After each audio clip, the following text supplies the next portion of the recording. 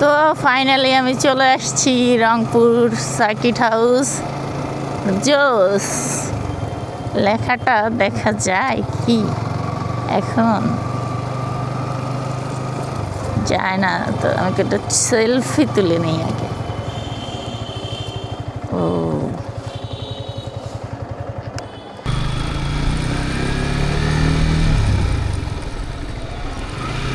Finally আমি চলে এসেছি পঞ্চগড় সার্কিট হাউস।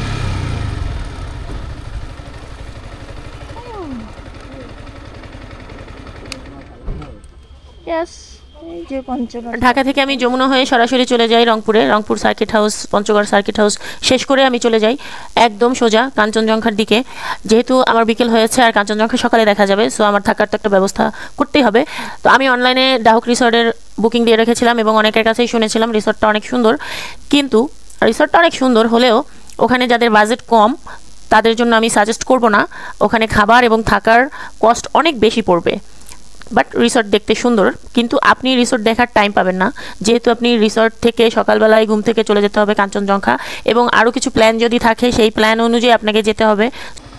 তবে এখানের যে ম্যানেজার দায়িত্বে আছেন ওনার নাম হচ্ছে রনি। উনার বিহেভিয়ার অনেক হেল্পফুল এবং উনি অনেক ভালো ছেলে, যে কারণে আমার এখানে ভালো লাগছে। বাকি কিছু মোটামুটি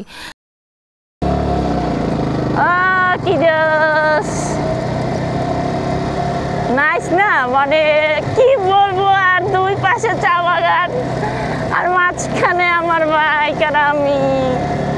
ওয়াও, আমি ট্রেনে বা প্লেনে আসলে কি এই সিনারি দেখতে পারতাম? কি মজা! ও সেই, আমি ভাবছি আস্তে আস্তে মেবি রাত হয়ে যাবে, কিন্তু হয় নাই। আমি এখন আছি ডাহুক রিসোর্টে, কি যেন বলে, এই কাঞ্চনজঙ্ঘা দেখতে আসবো আর ডাহুক রিসোর্টে থাকবো না, সেটা হয়। বিষয়টা এরকম।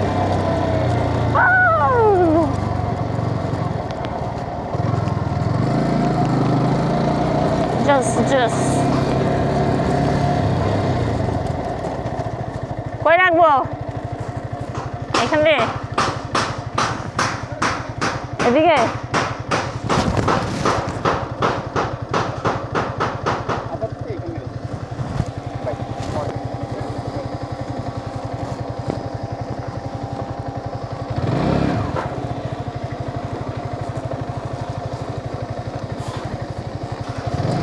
ওকে, তুমি এখানে থাকো সাদ্দু জামাই, मैं আসতেছি।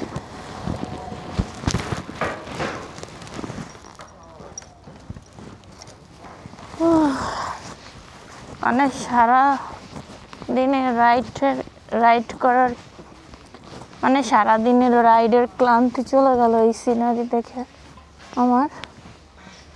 কি অদ্ভুত সুন্দর, কথা বলতে পারতেছি না, শ্বাস উঠে গেছে।